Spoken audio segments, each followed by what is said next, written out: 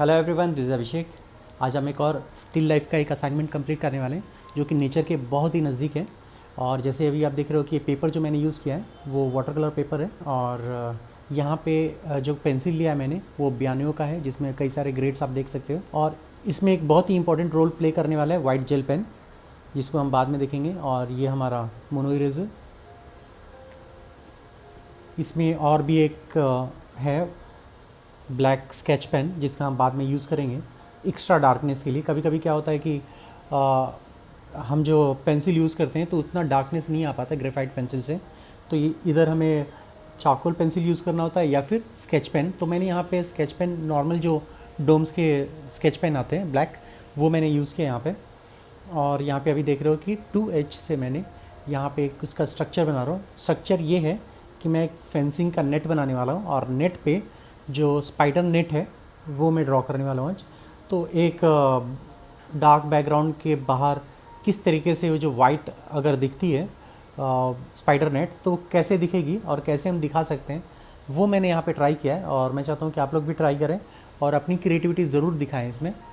तो अभी जो आप देख रहे हो, तो एक नेट का जो थिकनेस होती है थ्रू आउट एक जैसी ही साइज़ होती है।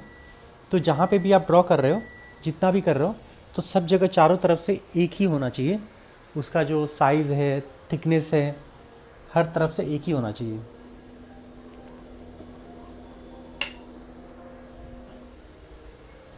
तो ये ऑलमोस्ट हम लोगों ने एक्सटीरियर पार्ट जो है वो कंप्लीट कर लिया। और इसमें आपको अभी फोल्ड भी दिखाने होंगे। फोल्ड मीन्स कि जब भी जहाँ पे दो वायर कनेक्ट होते हैं, जैसे भी आप देख रहे हो कि नीचे का हम लोगों ने सेंटर में कंप्लीट किया, तो यहाँ पे अभी ऊपर का जो है नेट जो कनेक्ट है, तो उसको मैंने सिर्फ ऐसे फंसाया है, ऐसे बेंड करके फंसाया है।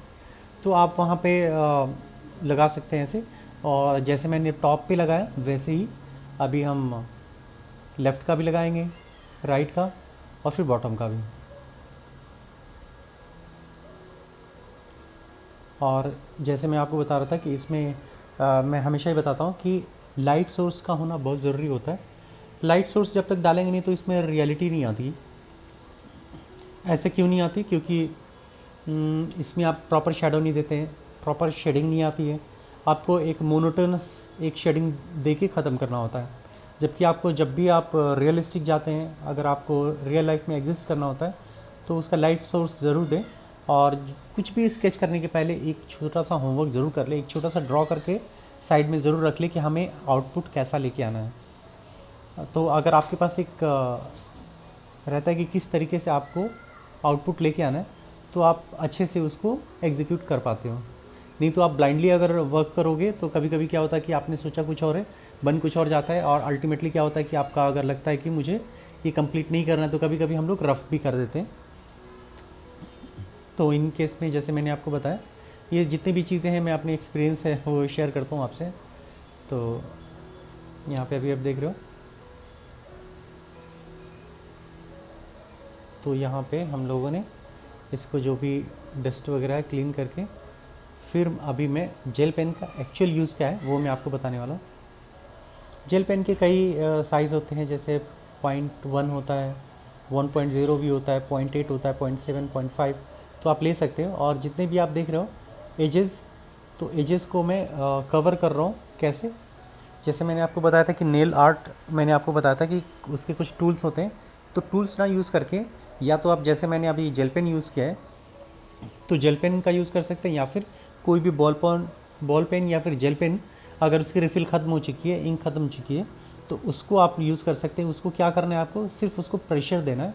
प्रेशर इन द सेंस कि जहाँ पे भी आप प्रेशर देंगे तो पेपर में वहाँ पे गैप आ जाएगा, और गैप मीन्स कि निशान पड़ जाते हैं। तो वहाँ पे निशान पड़ने के कारण जब भी हम उसमें शेडिंग करते हैं, या फिर आप पेंसिल से, ग्रेफाइट पेंसिल से आप मिक्सिंग करते हैं, ब्लेंडिंग करते हैं, तो वो जो एरियाज़ हैं जहाँ पे हम लोगों ने रन किया हुआ है ये पेन से, वहाँ तक नहीं जा पाती है। अगर नहीं जा पाती है तो वहाँ पे बिल्कुल ही ब्लैंक रह जाता है। ब्लैंक मीन्स कि वाइट, जो पेपर का हमारा कलर है वही वाइट रह जाता है। तो हमें एक्चुअल में हाईलाइट मिल जाता है। क्योंकि कभी कभी क्या होता है कि आप बैकग्राउंड बनाने के बाद उसके ऊपर से आप जेल पेन बनाओ या फिर आप इरेज़र यूज़ करो, तो उन सब चीज़ों को अवॉइड करने के लिए, टाइम को बचाने के लिए और आउटपुट भी अच्छा लेके आने के लिए फिर ये जो टेक्निक है बहुत अच्छी है, जो कि मैंने कई बार हेयर में या फिर बियर्ड में मैंने यूज़ किया ये सब। तो थ्रू आउट देखा आपने कि मैंने चारों तरफ से इसको कर लिया। अब ये इसका मेन पॉइंट तो है नहीं, इसका मेन पॉइंट अभी आने वाला है। तो जितने भी आप देख रहे हो जो ग्रेफाइट पेंसिल से मैंने किया था उसको अभी मैं निकाल दूंगा। और निकालूंगा क्यों? क्योंकि ये जो है मुझे जो चाहिए था निशान बनाने के लिए, वो सारी चीज़ें जो मार्किंग थी वो हो चुकी है। अब उसके बाद मैं बैकग्राउंड के बाद फिर इसको मैं प्ले करूँगा अभी कि कैसे बनेगा। तो जहाँ जहाँ पे अगर आपको लगता है कि वहाँ पे कुछ रह गया तो आप वहाँ पे कर सकते हो, एडिट कर सकते हो। और ये होने के बाद फिर हमारा जो एक्चुअल वर्क है, जो नेट बनाने का प्रोसेस है, वो अब स्टार्ट होगा।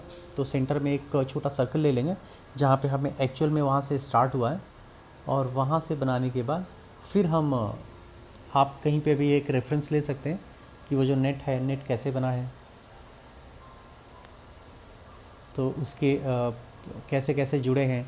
तो अगर आप कुछ रेफरेंस ले लेते हैं, या फिर मैं इस वीडियो के साथ उसका रेफरेंस भी डाल दूँगा, तो आप उस रेफरेंस को भी देख के आप कर सकते हैं। तो उसमें प्लस पॉइंट क्या होता है कि आप नेट जब बनाते हैं तो आपको पता नहीं होता कि कहाँ से कहाँ मूव करना है। लेकिन यहाँ पे बेनिफिट क्या होगा कि आपको पता है कि कम से कम एटलीस्ट आपके पास एक सोर्स है जहाँ से आपको पता है कि यहाँ से मुझे मूव करना है और यहाँ तक मुझे कनेक्ट करना है। और उसका जो नेट होता है, तो अगर आप थोड़ा रेफरेंस के इधर उधर भी होता है तो भी चलेगा, क्योंकि एग्जैक्टली हर जगह एक जैसे नहीं होते हैं। उसका नेट जो होता है सब वेरी होता है, और एक आइकॉनिक आपको नेट नहीं होता है इसका, स्पाइडर का, कि हर जगह एब्स्ट्रैक्ट होते हैं, मतलब अलग अलग होते हैं। तो आप कैसा भी करके आप रेफरेंस से अलग भी बनाएंगे तो आपकी एक ऑन क्रिएटिविटी भी रहेगी। तो आप कैसा भी चाहें तो उस तरीके से कर सकते हैं, लेकिन उसका एक पैरामीटर है कि किस तरीके से मूव करना है, और उसका सर्कुलर में है या फिर लाइन कैसे गए हुए हैं, गैप कितना है। तो ये सारी चीज़ें आपको मेंटेन करना पड़ेगा।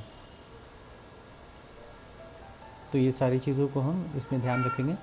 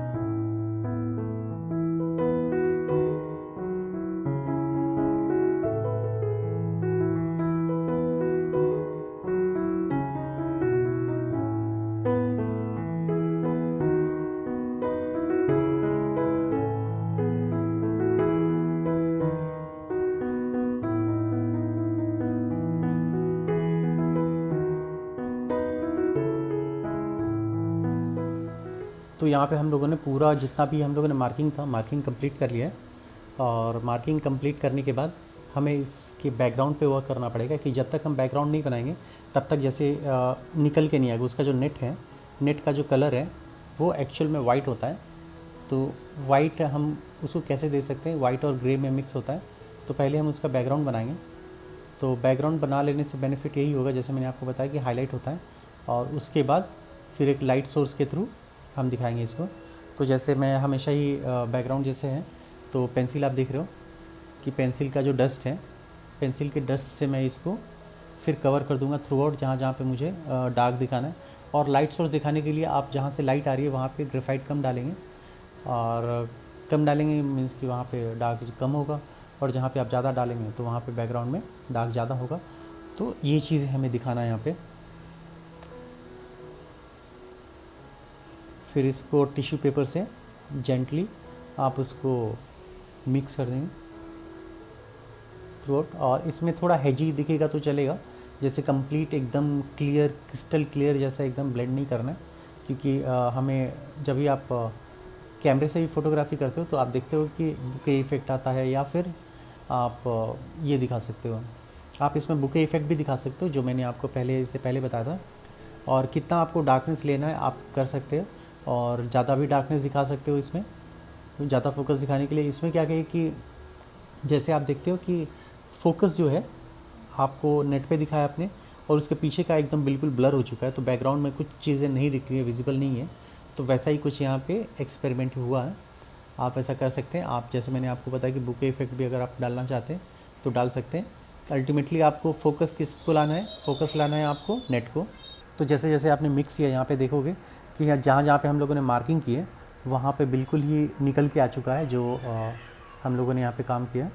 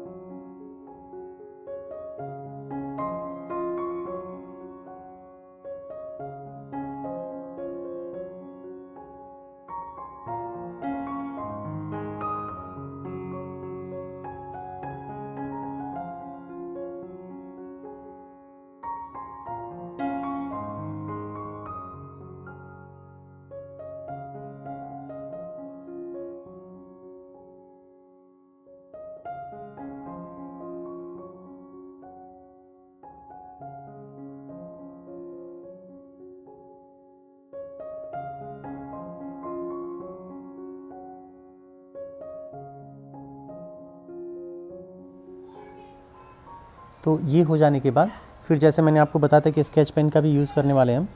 तो स्केच पेन का जैसे जितने भी आप नेट है, नेट मीन्स कि आप फेंसिंग का जो नेट है वो उसको हम डार्क करने वाले हैं, कंप्लीट डार्क थ्रू आउट जितने भी डार्क कर लें। और इसके बाद हम इसमें हाईलाइट भी देने वाले हैं, जैसे अभी आप देख रहे हो।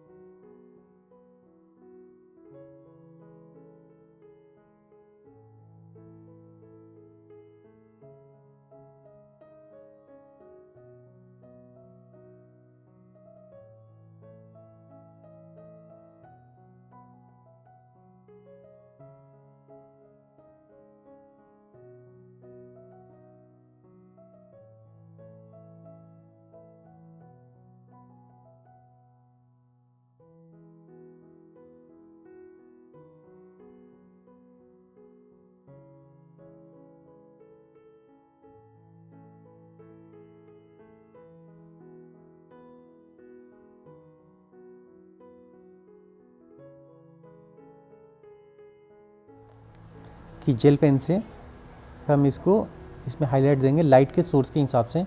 जैसे देख रहे हो कि एक साइड से मैं इसको हाईलाइट दे रहा हूँ।